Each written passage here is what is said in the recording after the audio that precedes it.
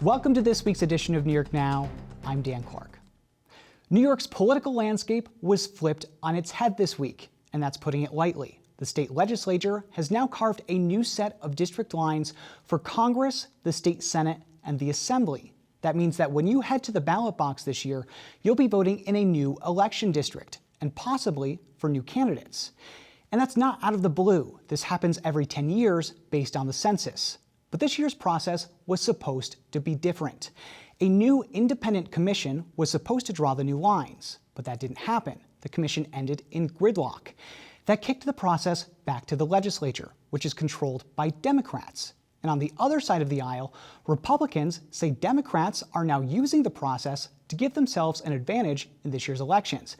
But Democrats say that's what Republicans did 10 years ago when they controlled the process, and that this year's maps are more fair. Senate Deputy Majority Leader Mike Gianaris from the floor this week. The changes you see that you're complaining about are the result of us fixing the horrible map drawing that you all did a decade ago. Maybe it wasn't you. Like I said, maybe you had your own supercomputer or whatever. I'm not going to sit here and ask you who drew your lines 10 years ago, Senator Lanza. Give me the name of the person, like you are. But the fact is, this map is a fix. And when you fix things that are broken, they're going to change. And you may not like that change, but that's what's happening. And that's why I'm going to keep bringing up what these lines looked like 10 years ago. But that doesn't mean the maps aren't bad for Republicans. Let's break it down with Zach Williams from City and State. Zach, thanks for coming back this week. Thank you for having me. Of course. So these maps are, they're drawn for Congress, state Senate, and Assembly, as we just said.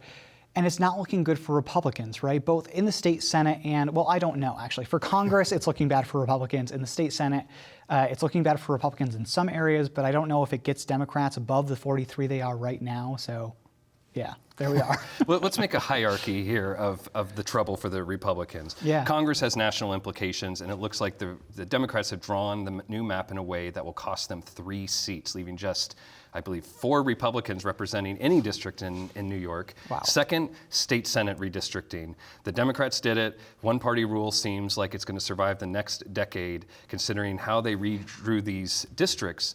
Part of that was undoing gerrymanders approved by the Republican state Senate 10 years ago, and some of them just seem to just so happen boost a Democratic candidate in current GOP districts. And in the Assembly, it was actually a little bit surprising. We actually had some Republicans voting with the Democrats to approve the new map, which suggests that it can't be totally bad for the GOP there. I'm not super surprised there because in the Assembly, you have to remember there are 150 seats in the Assembly. So yes, you can gerrymander seats, but at the end of the day, when you get into some of these like big upstate areas of New York, no matter how you draw these seats, it's going to be a Republican seat. I think the Democrats can live with 17 or so happy Republicans in the Assembly, considering their 104-member majority. Yeah, I think they're going to be But I think okay. the big takeaway overall was these maps as a whole, call them gerrymandering or not, undoubtedly benefit the Democrats in Congress and in the state Senate. So looking into our crystal ball, if the elections were held with these maps in a week from now, where are the Republican seats coming from? Like, where are they being eliminated on these maps? Is it, I know we're looking at the Nicole Malliotakis seat in Staten Island that presumably will go to, more likely to go to a Democrat, not definitive, obviously. Does it look like these seats are coming from these downstate areas like Long Island, New York City, or is it mostly upstate? Well, one of the big factors in redistricting this year was the population loss upstate. Now, when you consider how Republicans in the state Senate kind of fudged the numbers last time, where their districts upstate would have fewer people and more people would be packed into New York City Democrat districts, the thinking went that, of course, you're going to see more seats shift downstate under even a fair redistricting. So it looks like we're two seats short for Republicans in upstate, and 2 more seats are coming to the New York City area. One of them appears to benefit Asian Americans in southern Brooklyn, and then across the borough, there's another district straddling the border with Brooklyn and Queens that appears particularly promising to a Latino candidate. And that wasn't the case before with these districts. So we know these districts are going to head to court in the next few weeks. Do we know what the argument looks like there?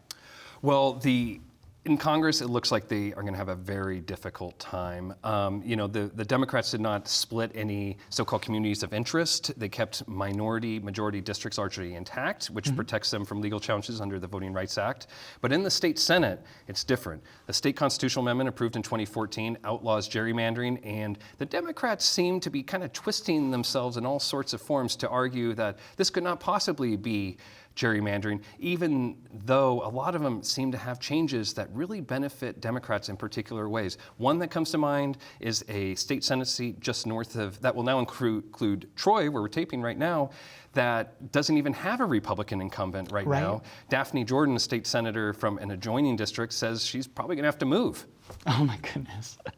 I wonder how much of that we'll see. And it's strange with the Congress part of it, because the law for Congress is you don't even have to live in the district, I believe, to run for it, which we see Claudia Tenney, she was drawn out of her district, and she says that she's going to run in a district that she doesn't even live in now. 2 districts over, in fact. Yeah, I don't know how many miles away, 50, 100 miles away, Oneida County versus where Binghamton is, which is not a short stretch for anybody that knows about it. To be fair to her, she does represent part of that future district currently, but she lives in Utica, which will now be 100, 200 miles north of this new district, which is largely the district currently represented by Tom Reed, also a Republican. Right, and thinking of the legal challenges to this, I listened to this interview on WAMC this week from Ian Pecos interviewed Richard Briffault from Columbia Law School. He made a really interesting point that I hadn't thought of, that this is all done with computers now.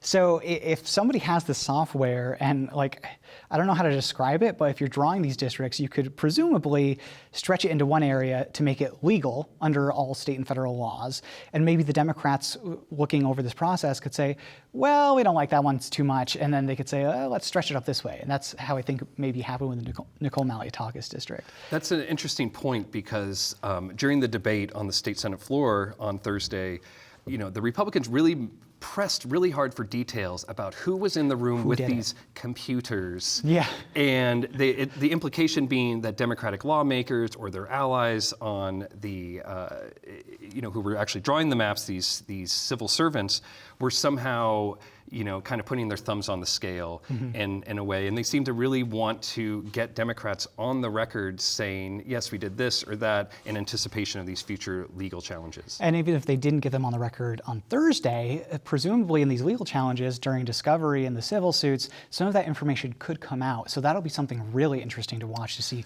what evidence comes out in these lawsuits. But we are out of time. A really, really thrilling process we could talk about for a full 30 minutes.